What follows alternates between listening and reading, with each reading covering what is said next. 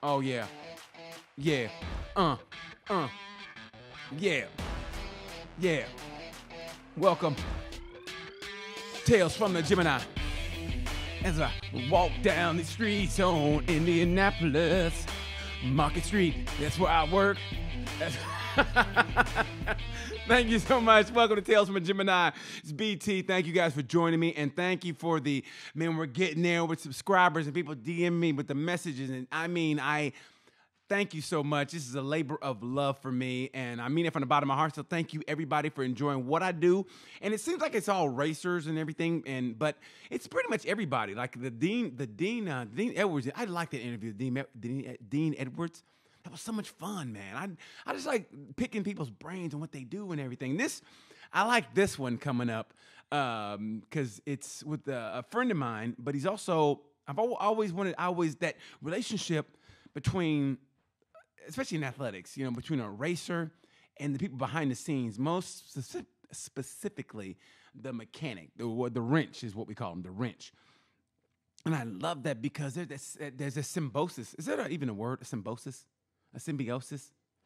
A synergy. How about synergy? There's a synergy that I like between, because you see the racer, but you don't see behind the scenes and what they got to go through and how, they rely on each other. Like he relies on him to get the bike ready, and he relies on him to get the most out of the bike. And I love that relationship. And I spent the best spent the best vacation of my life with this guy coming up, Mr. Dave Hopkinson. So I think you guys are going to enjoy him. I'm going to enjoy. I had lunch with him 2 weeks ago. Had lunch with him actually, and the lunch I think was an hour and a half because we just kept talking. I don't think we ate. The food arrived and it got cold. But we just talked, and the story was so great, and we laughed and we forgot to eat. I mean, that's how interesting this guy is. And I knew his wife before I met him, and then I met him, and I forgot all about his wife. So I hope you guys enjoy this, and I hope everybody's safe.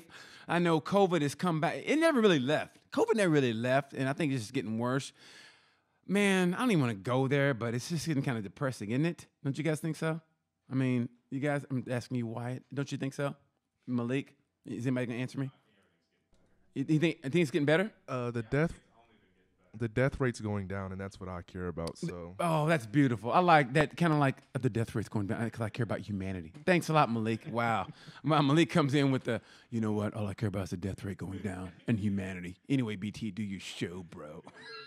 All right, man. Let's. Oh, they sent the link. Yes. All right, here we go. I love it. I know his wife made him do it. I love it. Coming on the show now. Oh, there he goes. There he is. He's upside down, sideways. Can we hear him? Can you hear me, Dave? Hey. What's going on, buddy? Can you turn this way? Can you turn this way? Or we did a whole interview like this. There we go. How you doing, buddy? I'm good, man. I'm good. I was telling these guys, I knew your wife before you, and then we were great friends. She was in the racing, and then all of a sudden she said, I met this guy in England, blah, blah, blah. And now I know you so much that I almost forget about her. And so I really do. I'm talking to you. In trouble. I know. And I'm talking to you, and I go, "Oh yeah, your wife, Carla. Yeah, I know her."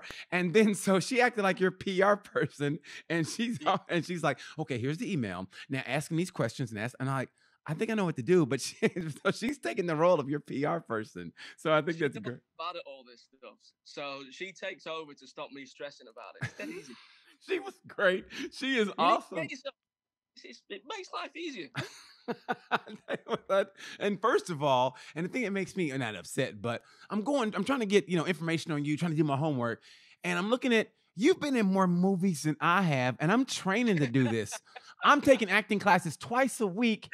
And here you are. You've been in I'm looking at least 3 or 4 movies that I see your mug everywhere. And I'm like, this isn't fair. This isn't fair. But that was actually the basis for having you on the show, because I was watching The Need for Speed. The Speed is My Need. And I was watching that, and it was beautiful. And that's what got me to thinking, because everybody, I was telling these guys here in my studio, I was telling I love the synergy between the rider and the wrench, because you have to get the bike ready. He's got to rely on you, like, okay, this bike is gonna be ready to go, and you got to go, okay, this bike is ready. Do what you got to do, and that's why I wanted to have you on, man, because your extensive knowledge of this. Now, you started out. You're from what, northeast England? Northwest England. And that is a rich tradition of racing, period, right? Yeah, well, within like 5-6 miles of my house, with 3 world champions. Wow. So you've got Neil Hodgson, you've got Carl Fogarty, you've got Alan Jackson Sr. Yeah, all within sort of 6 miles of where I grew up. 6 miles. Mm. So it was like, so you just inherited that through osmosis, just the racing in your blood? Yeah, my dad did it before me, actually. He was a mechanic in the 80s. He was a sidecar passenger racer in the 70s. Wow. Yeah, he was one of the crazy people that sits in the passenger seat that gets launched out on a regular basis. We were watching it. We were watching. I was watching my producer. 19 years old. He knows nothing about racing. I'm trying to get him involved in it. And I showed him that, and he goes. I showed him the Isle of Man. He just went nuts, man. And to know he does it on site. Growing up watching your dad do that? How did that make you feel? Like being around that? When you're a kid, you kind of, because you grow up with it, you don't think it's any different to anything else. It's only kind of as you get older, you realize they're nuts. It's only as you get older. And then when he stopped all his racing, he did a lot of trials riding. He began mechanicking kind of as I do in the 80s, when things were very different. We were like one of the top privateers in the country, and we had a Mark I transit van and a caravan and a tent. Now, like the top privateers in the country have 2 trucks, 16 members of staff, and all the rest of it. How things changed are amazing. But we spent years living out of tents right up until I was about 10 or 11 years old, traveling all around the circuits. My dad working, us playing, and the circuits were my kind of play zones, play areas as I was growing up. So it was never anything strange to me. It was all kind of like normal, which is kind of weird looking back on it now. And it's a privileged era as well, with all the 500 riders, especially a lot of the US riders would come over. A lot of the World Championship European riders were riding in England at the time. It's don't see anymore, unfortunately. But it was looking back, it was a great time. When did you realize, like, this isn't really normal what I'm doing? Or was it normal because I don't know how it was growing up in England. I just know, growing up how I did, United States wise, regional. So, but was it normal? Or when did you realize, I think we're a little different than all the other kids? I think it was more when I got older. And because I kind of went away from it for a little bit, as my dad stopped. He kind of stopped in the mid to late 90s properly. I kind of went away from it a little bit, but then I kind of got dragged back in again. I went to night school studying bike technology, and I met a guy that was racing. I knew nothing. I met a guy that was racing RGV 250s. Okay. Wish we kept £600 we paid for them back then. Now they're like 10 grand. They're a collector's item. It was kind of I kind of came back into it. I realized it was not normal for people, because I was sort of 21 years old. Yeah. And all my buddies were going to Ibiza, getting drunk, chasing girls, doing whatever. Yes. That was their life. My life, every time I had a holiday, every weekend I was away racing. And that's when you kind of stood out, because you were the odd one out. Yeah. And that's got a little bit. I'm like, I'm a little bit different to the rest of the kids. but did you like that better? Because I tell people, growing up so quote unquote normal, that's overrated. Because I mean, like you said, going getting drunk and chasing girls. I mean, that's seriously, it's overrated, because at the end of the day, what do you got? Okay, you bagged a couple, you shagged a couple girls. Hey, that's great. But at the end of the day, it's like, what do you got? You've got great experiences. Yeah, I mean, especially as I started to go to the roads, I did road racing for 18 years. I first went to the roads properly in 2002 with a friend of mine, and again, I was kind of new to it all, very, very green. Mm-hmm.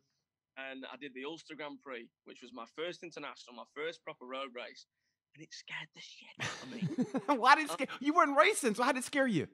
I was like, because you stand on the start-finish line at the Ulster Grand Prix, and you're in pit lane, and it's on what's called the Flying Kilo. And the Flying Kilo is upwards of 190 mile an hour straight.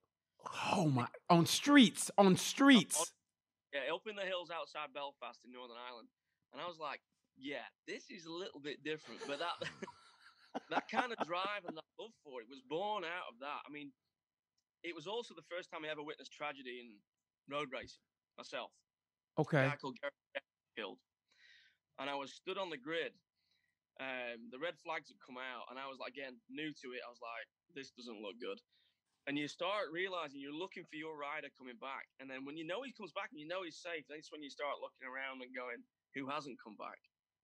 And then your brain starts ticking over. And then I remember to this day, like it was yesterday, looking across into the paddock and seeing the police car taking Paula, who was his wife. And I knew then, and I thought, right, okay, this is what it's all about. And from that day, it changed me. As much as I love it, there's always the other side of it. And as you get old, you don't question it quite so much when you're younger. As you get older, you start to ask questions of it. But I still love road racing. There's no purer form of racing than road But that, you know what's, I was on the fence about asking you about that because I like this to keep it light and fun. Yeah. But knowing that and knowing you came from a road race background and people who are watching this who know racing, they know what I'm talking about. But I'm trying to get people, like I said, my 19-year-old producer over here who's like a video game guy. I'm trying to get him involved. So he knows a bit about GP and I showed him road racing, and I wanted to know like what's that like to. Because they're doing what they want to do and they loving what they want to. They're loving what they're doing, but that sense of loss, like you said, man, what's it like when people come back and some people go out but they don't come back? What is that like? It's an experience I don't think like any other, because you do love what you're doing. Everybody around you loves what you're doing. It's always there in the background, but you don't really talk about it until it happens. The difference is that when it does happen, we develop a process of we don't block it away. You talk about the person you lose, and it's something that's very sort of apparent in the paddock. You talk about them, you celebrate them, you laugh about them, all the dumb things that you've done. You don't forget about them. You celebrate the life much more than in any other kind of sort of lifestyle. You celebrate their life, and that not only does it make you never get over the loss, but you feel better about the loss, and it allows you to continue doing what you're doing, because you just look at it in a different way than what everybody else does. Main reason being, I mean, to keep things light, we have more fun road racing than any other form of racing I've ever been involved with. You have more life experience, you have more laughs, you go and do one TT, which is 2 weeks. Right. Have more experiences and things happen and dumb stuff and stories and memories than what you will have from 10 years of circuit racing. There's nothing quite like it, and there's no bigger characters you'll ever meet. What makes it so unique? I mean, what makes it so organic? And I'm talking out of my ass here because you've always from since I've known you said you got to get your ass over here to a TT. You got to go for, and I keep going, yeah. I said, I'm GP first, and then I'll come over there. And then, but what makes it? And I'm talking out of my ass, but I think it's because it's that old school. Nobody really, and not that GP's like this, but this old school. Nobody thinks they're better than anybody. You need help. Hey, I got this, I don't know, spare exhaust, or I got a spare thing. You need it. I got it. You want it? And people helping each other. And it's like, it just seems like everybody is just on the same level. Am I correct in that? There's a love and a camaraderie between the people in the paddock like nothing you'll ever see. Again, it comes back to knowing where we are and what happens. Yeah. You help everybody. No matter how big a team you are, and no matter how small a team you are, you help everybody. Yeah. No matter who it is. I mean, we've given parts to people. I've been in other people's awnings till all hours in the morning, helping them change engines. It don't matter. That's beautiful. And to try and explain the sort of side of it that feels different. When you go to a GP. Yes. You get up in the morning, you're in a random hotel, you have breakfast, you go to the track, and that's when the experience begins. And at the TT, you get up in the morning, probably in a random hotel or a pub front if you've had a real big night.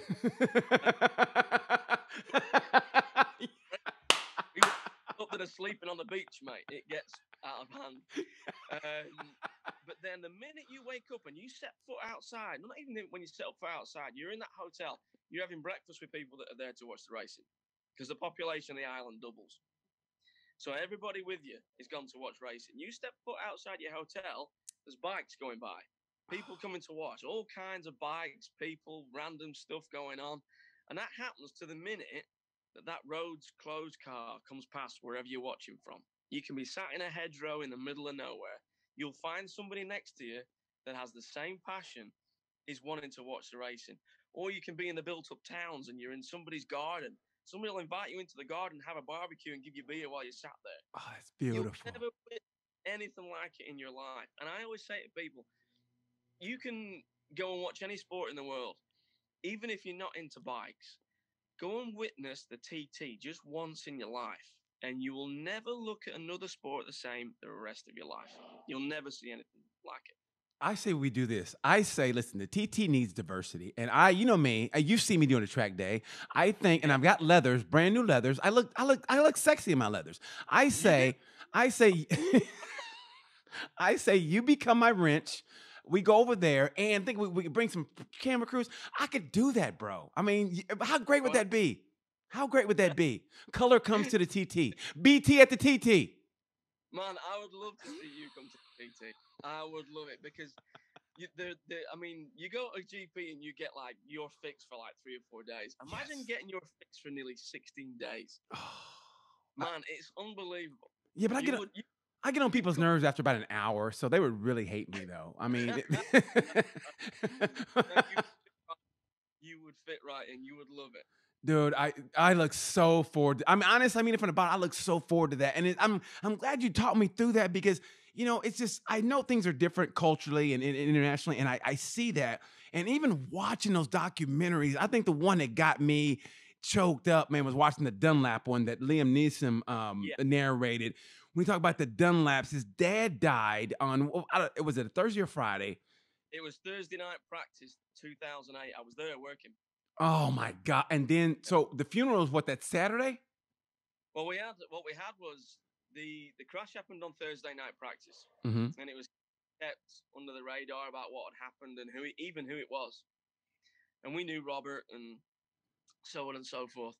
And we were actually leaving the paddock that night after finishing work. And it was actually a security guard on the gate who was in tears.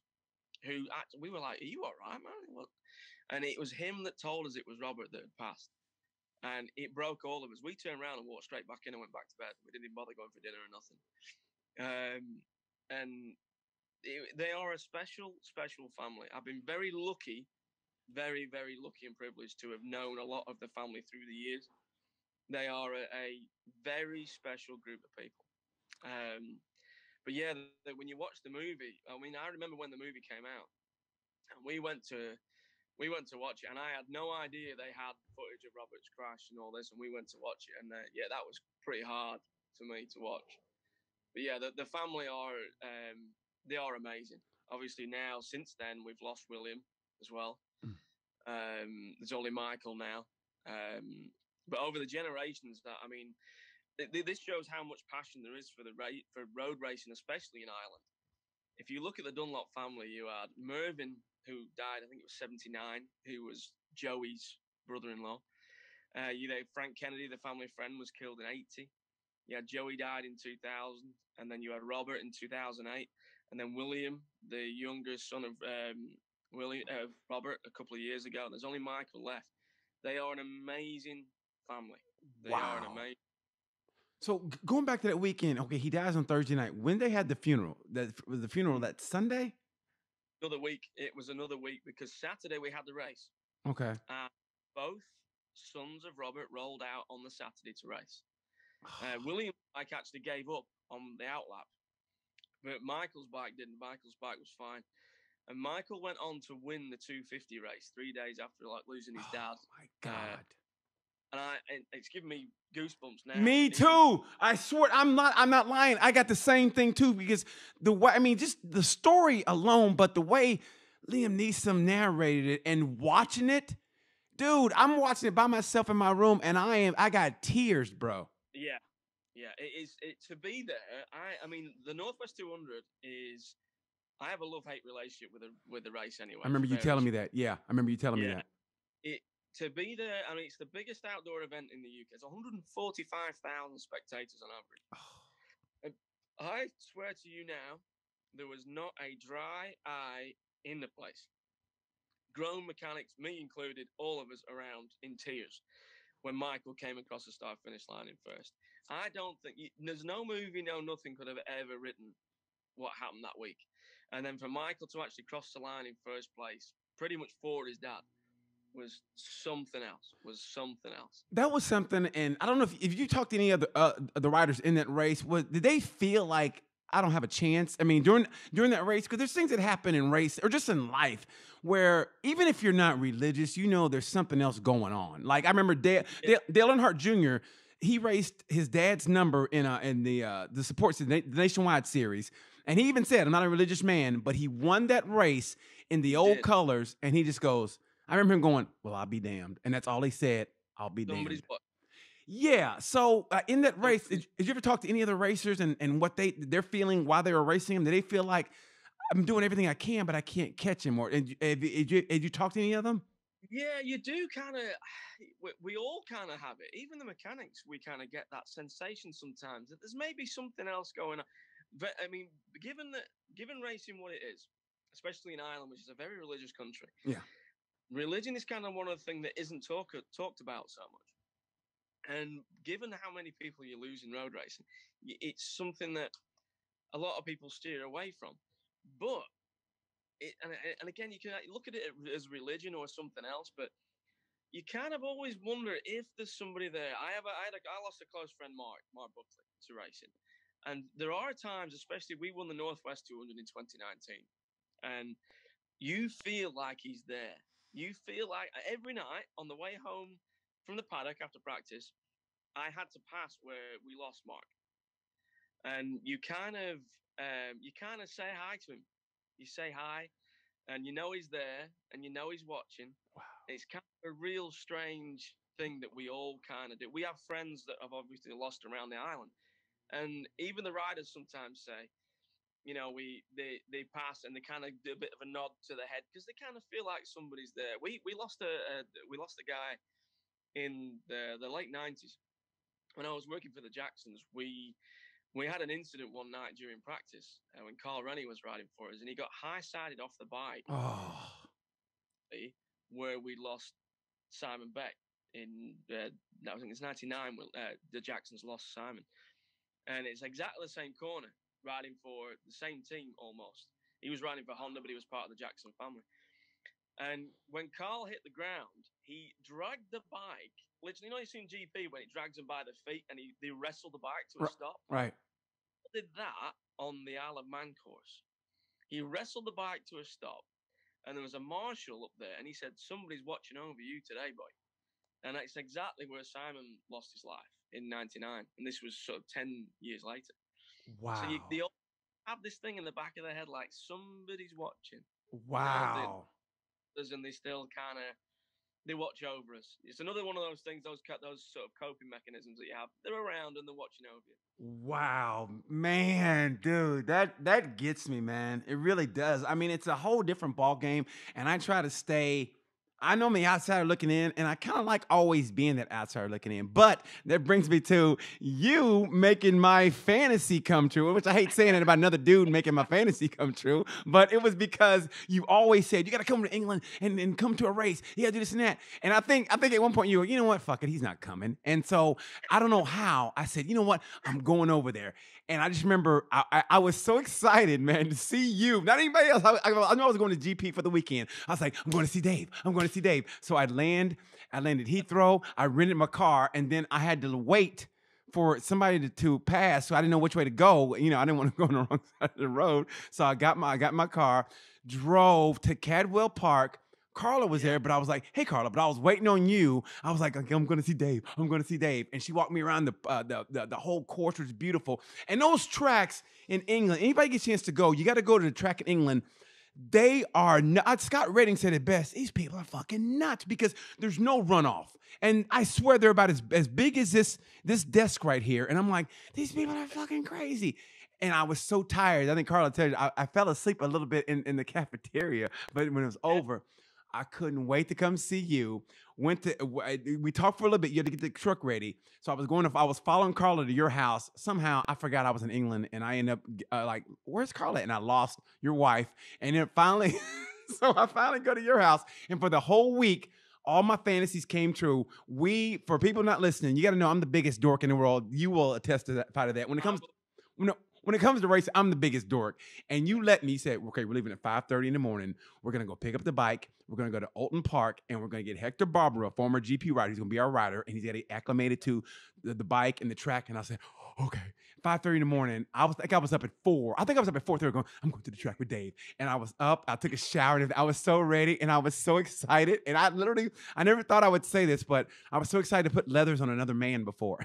I know it sounds like an outtake from the movie Cruising with Al Pacino, but I was putting leathers on another guy, and I was so excited. I was like, I'm part of a race team. And so I just want to say thank you so much for letting my fantasies come true. Hey, you were welcome. That was a great week. We managed to get you into, was it 3 tracks over the week?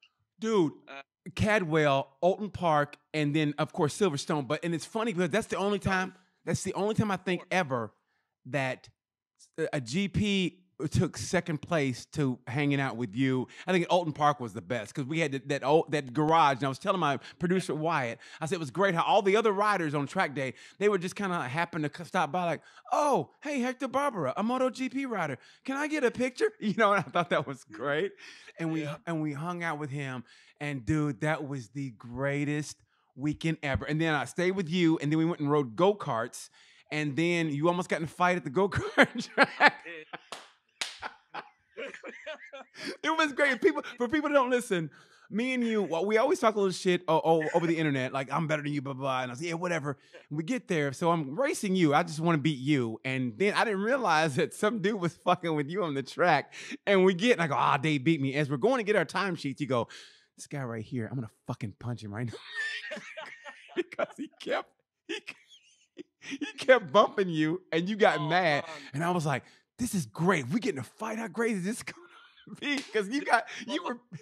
I'll just put that out there. He was a mobile chicane, and he was driving me around. I couldn't get a clean lap for that guy. He was going over, and that was how it was. Yeah, it was. That was a lot of fun. That was a lot of fun. I enjoyed that a lot, dude. I'm not gonna lie. You don't realize this. I mean, all the races are competitive. But I'll tell you now, you will never meet a more competitive bunch of people than the mechanics. Always. Well, I know. Well, here's what I know about you, and I don't know if you knew this. That you have a brother, and I think didn't Child Protective Services come to your house because you guys always had bruises and broken bones, and then when they said what's going on in this household, and they were going to see like, okay, are these kids being abused? And as they come up, I think they're like next to you as you're about to jump your brother on a bicycle. Yeah, that's true. And they were like, you guys are just crazy. Me and my brother, we were all, oh my God. Me and my brother as kids, I know where this has come from. He's laughing not too far away. So, yeah, me and my brother were always doing stuff as kids. We had dislocated shoulders. We broke our arms a week apart from each other. And it's kind of like the school keeps looking at you, and then like child services, like we're taking a bit of notice, going, "What are these kids getting beaten up? Are they getting like abused or whatever?" And then this child services person turns up on the driveway just as I'm jumping over my brother on my bike. Let out in the middle of the driveway. They just got back in the car and left. And then explained it all. They're going, "These kids are being abused." Okay, they're just being kids. Bye, and they just left.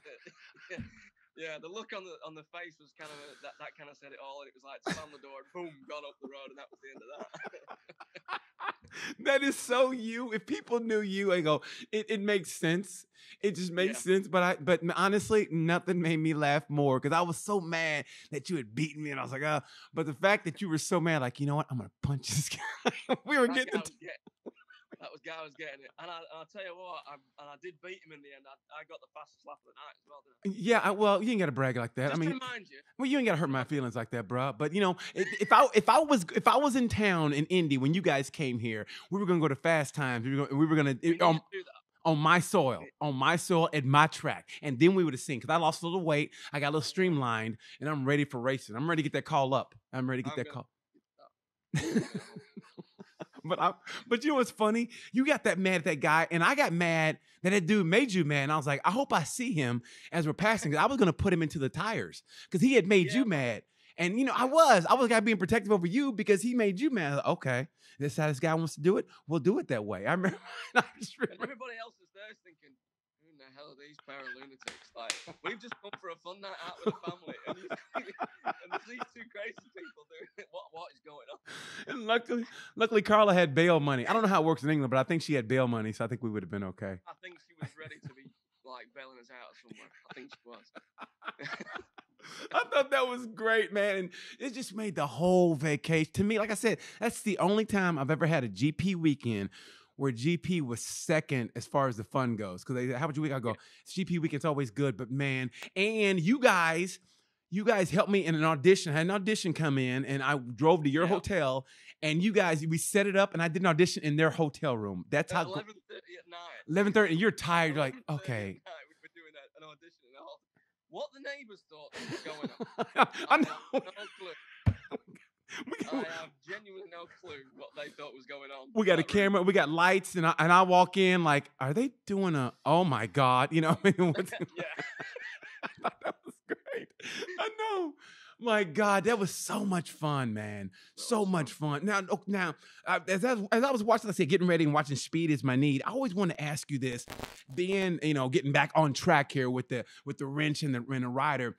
Like, I'm watching that, and I'm also thinking, I know you won the championship in 2018 with Leon. Yeah. What is that like? And I always want to ask you, what is that like winning the championship? And even before that season started, did you think, I think this year is the year? Or when did it finally set in, like, I think we got a shot at this? Well, we had a rough end to 17. Leon got hurt at Brands Hatch. And we went testing. Right away, we were like, we're going to make this better. We are going to, do this right, 18. And we went testing 3.5 weeks after Leon broke his ankle, had surgery on it, broke his wrist and broke his thumb. 3.5 weeks later, we were testing in Jerez in Spain with him still injured, trying all new parts ready for 18 to make sure this doesn't happen again. We're not going to be second. We're not going to be third. We are winning this in 18. And I think about halfway through 18, and I was working as hard as I've ever worked in my life. And I kind of got that feeling again that this is possible. This is possible. You never even admit to yourself that you're going to do it. You never do that. You don't. It's kind of another one of those little things, that look things. We're not going to do it. We're not going to do it. Yeah. But it starts getting there that we could do it. And in all reality, I don't think it was probably not even until after he'd won it, I kind of allowed myself to believe that we'd won it. Really? Because I just couldn't let myself think that way. Because of the letdown? Or why? Just because, the year before we were so close. Bear in mind, we went into the final round with a lead and we came out of it with a broken rider and we lost the title. It's one of those things where you just can't count your chickens. You just can't. Right. It's just racing, man. You know what it's like, how crazy racing can be. And that was a prime example. We went into it with a big lead and came out of it in, I think it was third, and with an injured rider. I was devastated. And it was kind of like, right, okay, 18, I'm going to make right of this. And we just went at it in such a way, worked so hard. I mean, it burnt me out. Really? As in how? Yeah. How did it burn you out? In what way? It burnt mentally and physically. I've never felt so exhausted after a season because my mind never switched off. I was down to like 3 or 4 hours sleep a night. The minute your brain kind of gets to the stage where you're semi-awake and you can be thinking about things, boom, I was awake, no matter what time of day it was, anything. And it wore me out in ways I don't think I've ever been. I felt so tired by the end of it. But being at that last round and the way it went, it was a 3-race weekend. And we could win it in the first race. Okay. So we'd be careful all weekend. Leon kept his head on. And he went out in the first race knowing, I think we had to be like 3rd or 4th or something like that. And he rolled round in 6th. And he said it was the hardest thing he's ever done, trying to ride round in 6th and not be pushing for a lead. Right. And he said it was the hardest thing ever trying to do that. He said, but he brought it home in 6th to guarantee we got the title before we did anything else. And he did. He rolled it round. He came and he said, that was the hardest damn thing I've ever had to do in my life, was roll around in 6th place, not chase for a win. He said he was crapping himself. So what's that feeling like for you as a mechanic? What's that feeling like when you knew it was in the bag? When he crossed that checker flag, what was that feeling like? Weird. The elation only kind of comes late. It's relief. It's like something comes out of your body. It's like nothing I've ever experienced. It's the sensation of relief that you've done it, that worry can now leave you. Is just like, it's like nothing. And they always say like the weight lift off your shoulders. Yeah. Man, I felt like I was 8 foot tall. That's beautiful. Yeah, the difference is unbelievable. Oh, I haven't won a championship since I was in 6th grade. I won it with my Paul Young football team. I was fat and I was on the line, and we won that. And there was a feeling of elation. I think because my dad knew I didn't really like playing football, and I played on the line because unlike the stereotype, I'm not fast or quick. So they had put me on the line, and that's the shittiest position as a kid. So my dad would bribe me about pizza. So I knew when we won the championship, I was gonna get pizza. So yeah, I was gonna get fatter that night. So yeah, so I don't know what it's like as a grown man to achieve that goal. So just how that feeling of elation of going through, like, and did you know the bike had the capability to get you a championship that year? The bike was so good. We worked so hard, and we produced it ourselves. All the work was done with that bike within a real short distance of the workshop. Everything we did to it, all the development that we did, was all done with people we knew and local to us. The only factory part on that bike was the swing arm and the rider. Other than that, we built the thing all within driving distance of our workshop in Preston. So that was more, I guess, a personal feeling, knowing that you built that from the ground up, pretty much. I knew that bike, and I always say to people, that bike was still my sort of greatest working achievement, was that bike. I love that bike to bits. I saw more of that bike than I did of Carlo. No, you're gonna get it. You're gonna get that bike. Man, it was, and then we did it. Well, we won it on the Saturday, and then it was a 3-race weekend. So Sunday, Leon went out on Sunday morning and won. And Brownsy was never a fan of, but he won the race on Sunday morning, which kind of was like, I'm big relief. I can go and do it. I can go and win a race now, which was awesome. And then for me, it came to mind that if Leon finished the final race, not only did we have the championship and 15 wins, 20-odd podiums, we had a bike that had done 100% finish record in that season. That's unbelievable. That, to me, meant everything. And I sent him out. We put gold bodywork on the bike, which always to me is like bad luck anyway. You're like, it's bound to get smashed off it if it does nice bodywork. And then it's even like Rossi, if you remember when he did the Hawaiian bodywork, which became really famous on the 500 yes. 20 years ago, he crashed. And it's like, it's the same thing. We put the gold bodywork on the championship when I thought he's bound to crash this thing with that bodywork on it. I was terrified. But we sent him out and it rained so hard. And I think twice I saw him completely sideways, and my heart's in my mouth thinking, he's going to put the thing down the road. And even Leon admitted afterwards, he said about the second time, because he knew how much that meant to me. About the second time he did it, he went, nah, I'll just finish. I'll just finish. And he did, and we got the 100% finish record on top of the title and everything else. And it just meant everything. That was when the elation came in. That was when oh my God, we did it. That's beautiful. That's beautiful. Yeah, that was the thing. That was awesome. That meant a lot. That really did. Now I know you've worked with multiple riders, different riders. Like, are there some that you've been closer to than others, or when you sign on, you go okay, and you almost become closer? Is it like you've been like, okay, me and him or this is strictly a business kind of thing? We come in, we get the bike. Okay, see you later. Like, who have you been the closest with? I'm gonna say Leon, or has it? Yeah, I mean.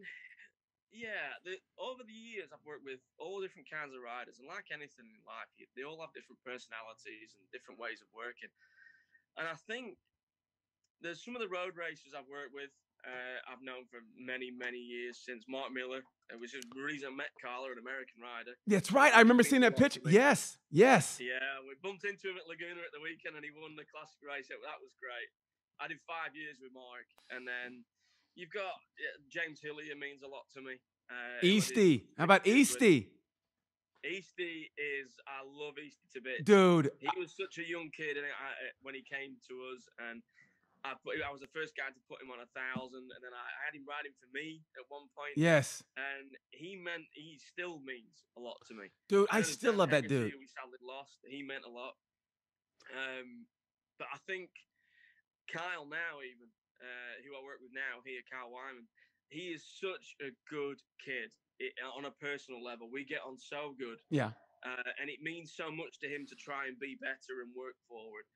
But I think, like you say, I think the Leon relationship, and not just Leon himself, but the actual family, is probably the closest I've ever allowed myself to get to a racer.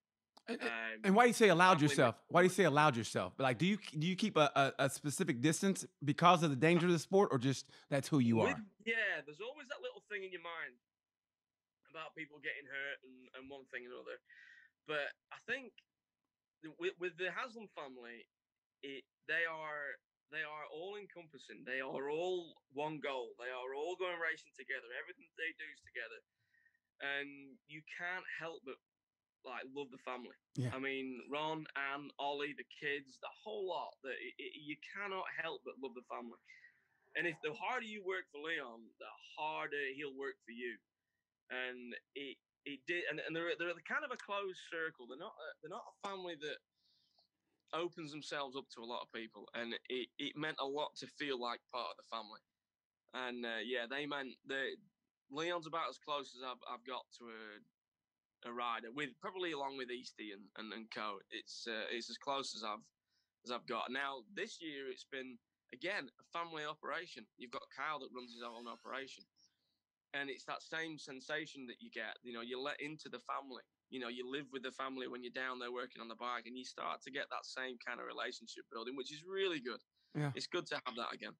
Well, because of that relationship with Haslam, you let me get the 2-up with Ron, and and that was so great. Except for here's the thing: people don't understand. There was a track day. It was a track day at Donington Race School. So I'm on the track, and already I'm geeking out because I'm on the same track MotoGP riders race, and I'm feeling good about myself. Although I wanted to get a knee down, didn't get a knee down, but that's okay. I felt good about myself. And then you can do a 2-up. Say it again. But you went faster, though. Despite not having a knee down, you went faster. I see, exactly. I went faster. I was feeling good about myself. And you go, hey, once you get on a 2-up with Ron. Now, Ron is what, 65? He's 65, right? Yeah, he's 65 next year. Yeah, he's 65.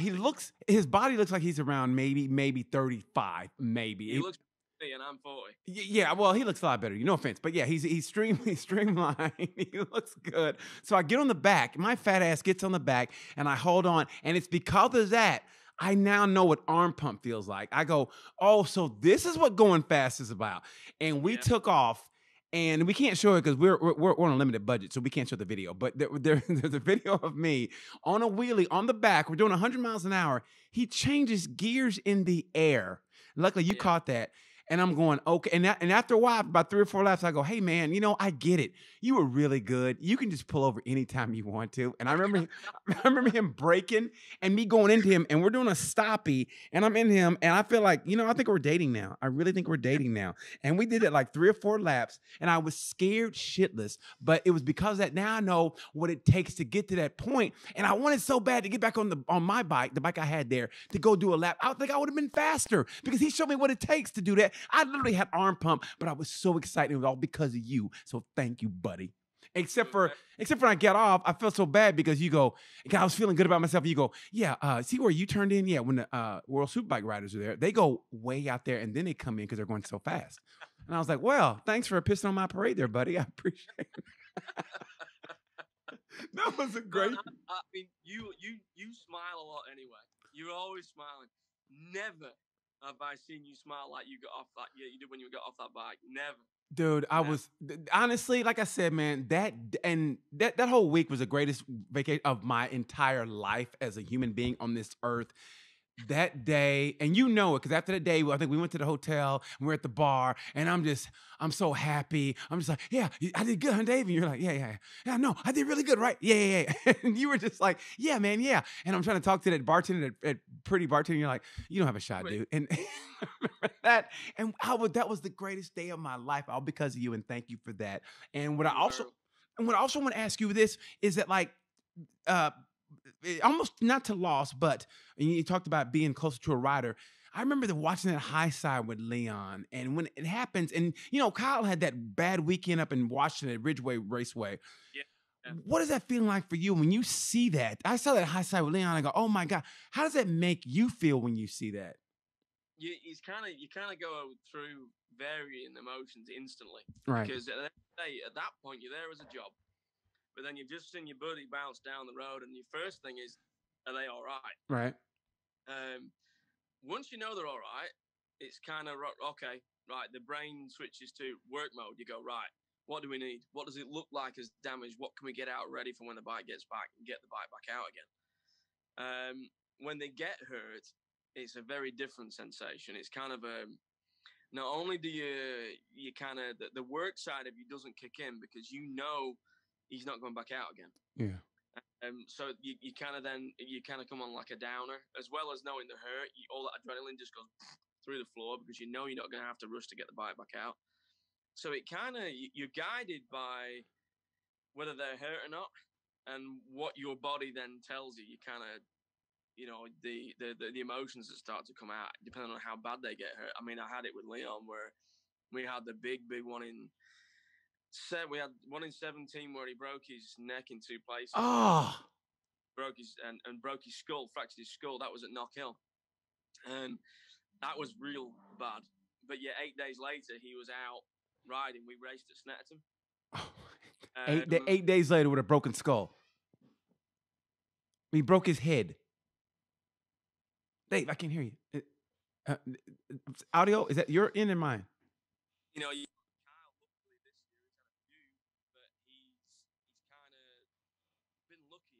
Healthy. So we've always been striving to get him back out again. So that drop never happens. So that adrenaline kicks in, and you're like, right, what does it take? What do we need? Let's get him back out again.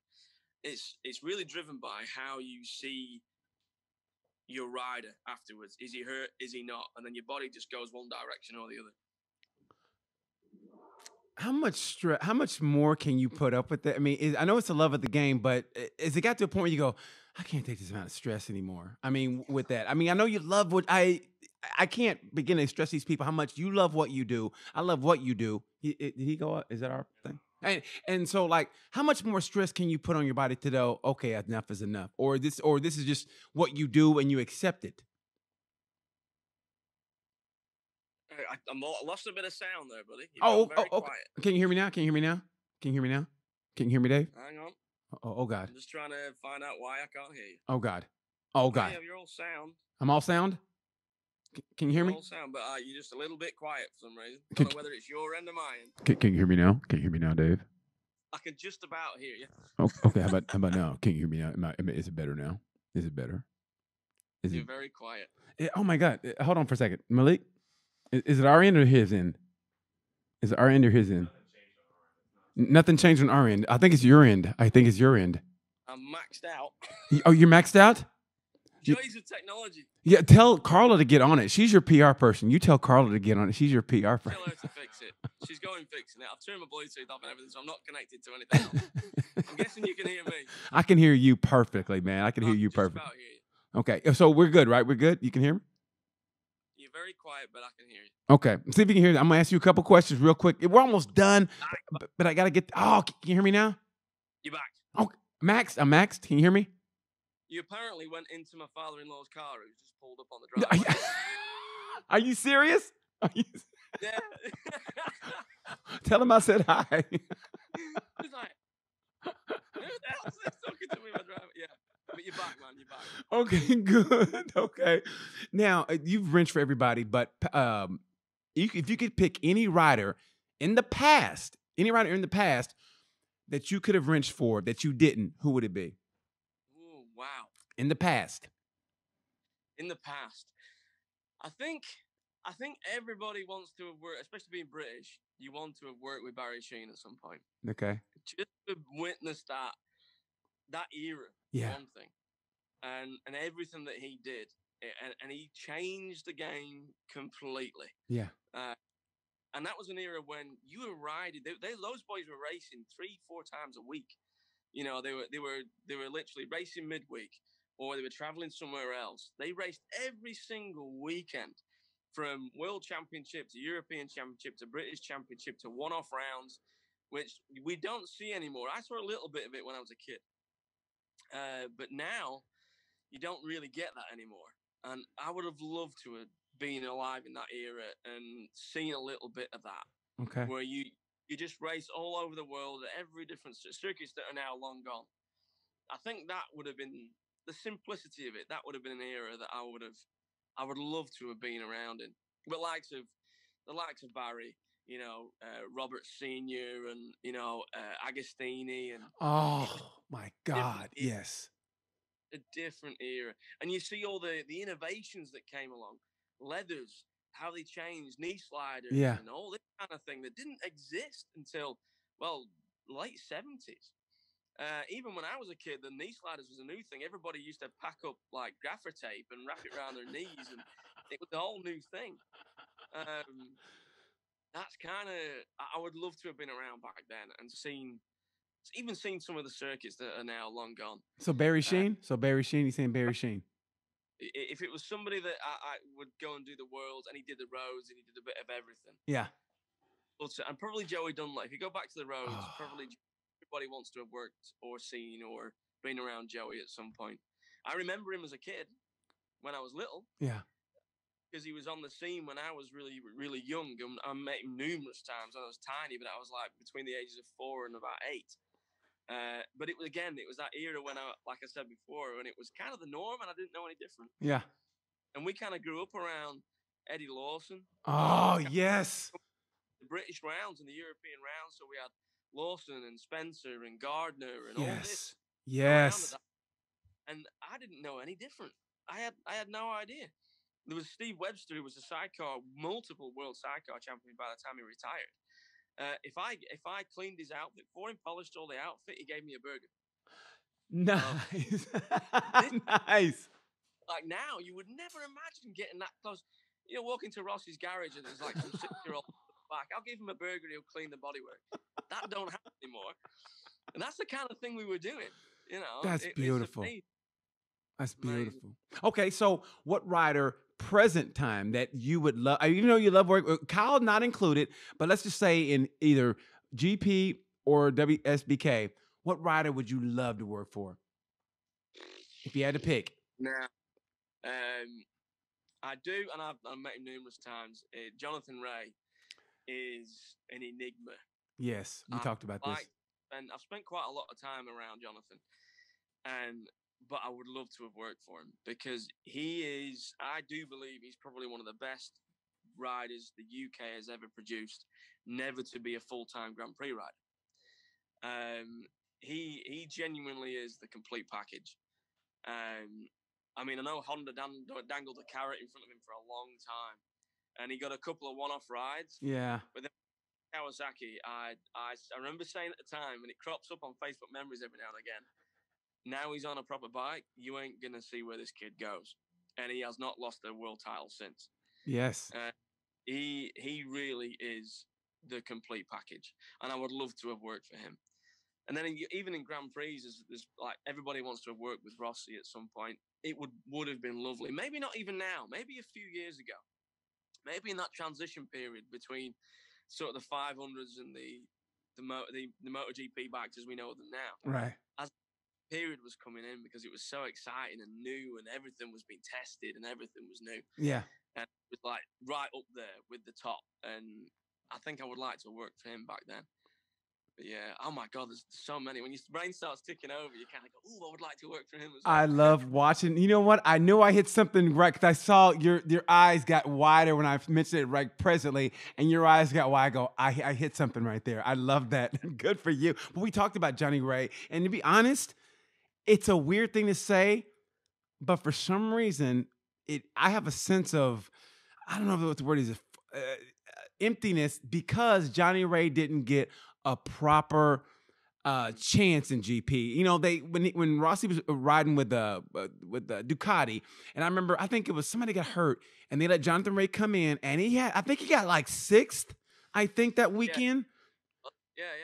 And he had a great.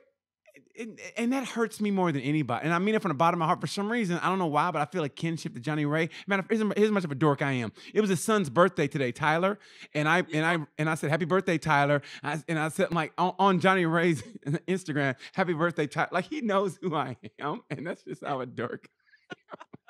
I said, "Happy birthday, Tyler." Like, "Daddy, who is this dude?" And that's just who I am. Who's this guy? He's another guy, though. One of those people that's another big family man. It means everything to the family and all the rest of it. And his dad was a big racer and so on and so forth. It kind of helps you warm to them as a package. Kind of go. It means something to everybody in his family that they do what they do and they support him in what he does. And again, with and then Kyle now with the Wyman family, they all go racing. The 3 brothers all race in America. Well, it makes it, and it reminds me of when I was young. You know, when you don't just have, like, it happens all too often now. You have wealthy families, and the one kid kind of wants to go racing, so the dad pays for them to go racing to get rid of them. He wants to go racing, he won't shut up. Just give him a few $100,000 and just get him out. Well, that happens a lot these days because racing is so expensive. Yeah. So to be involved with the family teams, when you see the whole family driving behind them, it kind of means a bit more. And it reminds me of when I was young, when you went racing, the whole family went, like we did. You know, it was a guy called Chris Martin in the 80s, and my dad was a mechanic in Ford with the 500s.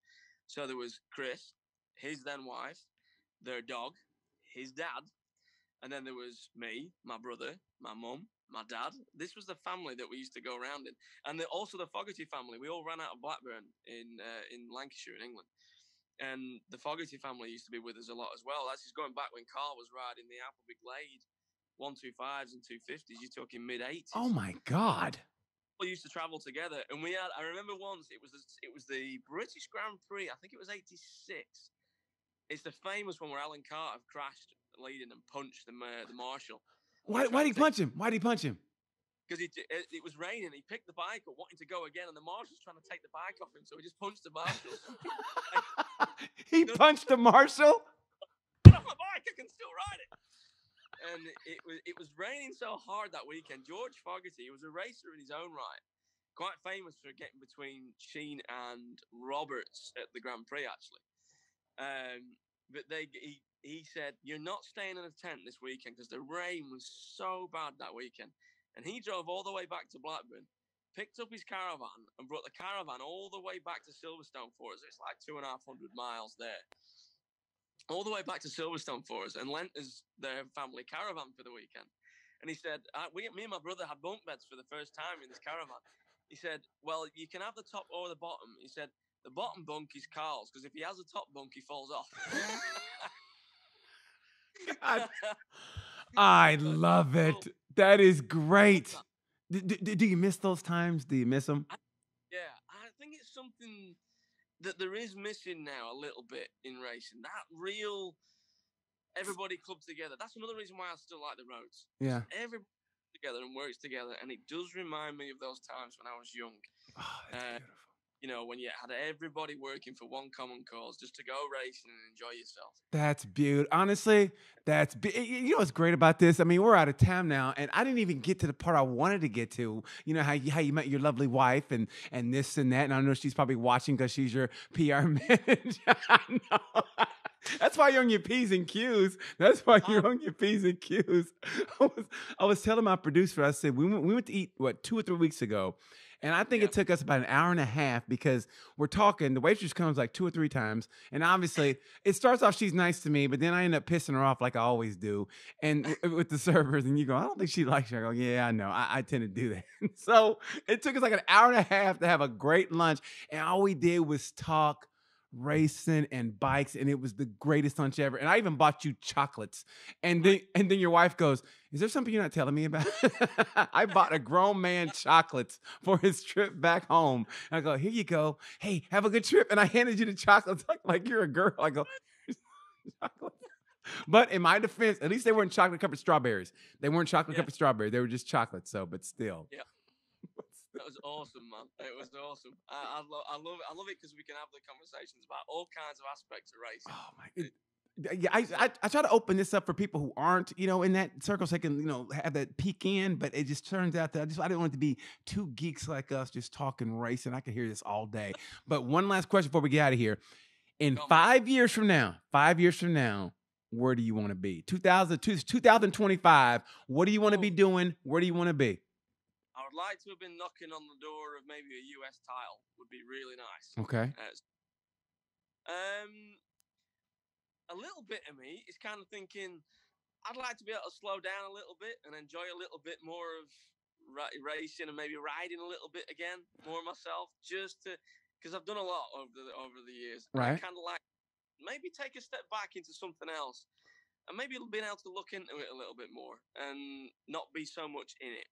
Well, sometimes I think you miss some things when you're in it so much. Right. I'm doing something maybe I can look into it a little bit more, and kind of have a bit more of an overall view of something. I don't know.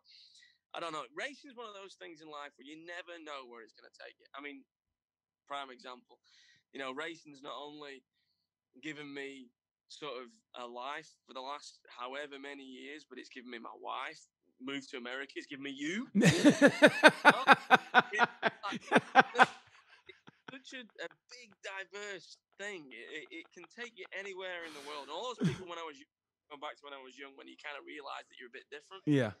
When everybody was going to the pub or going to Ibiza or getting drunk, and I was going road racing and all the rest of it. Still drunk, but going road racing. It's kind of all these little bits of things that piece together a life. And yeah, I think there's nothing quite like it in the world. There's nothing quite like it in the world for all the places and people you meet and directions it can take you.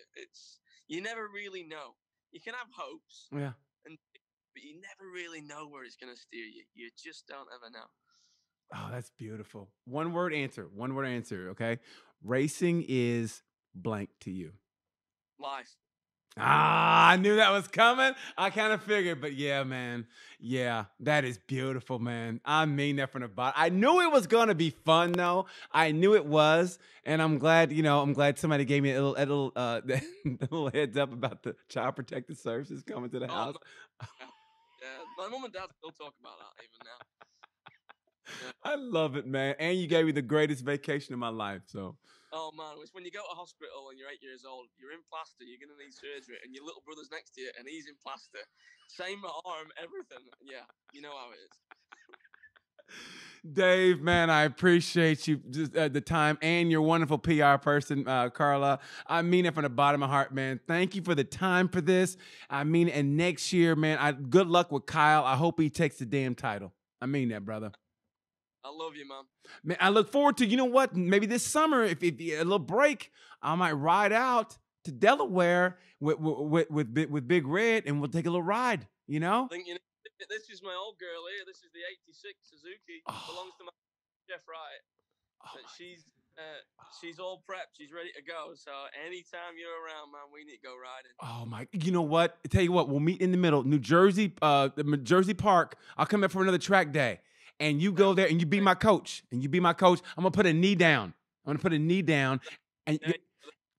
you're going to give me that pep talk. You're going to grab me by the helmet and go, listen, you're not getting the most out of this bike. Like I do with Kyle. I look forward to it, my man. Thank you so much, Dave. I appreciate you, brother. Love you. Thank you, everybody, for watching Tales from the Gemini. I hope you enjoyed this conversation as much as I did. Look forward to it. Hit me up on my DMs for any guests you want to see me have on. And thank you guys for watching. And like I say around this time after it's all over, you know the word. Bye.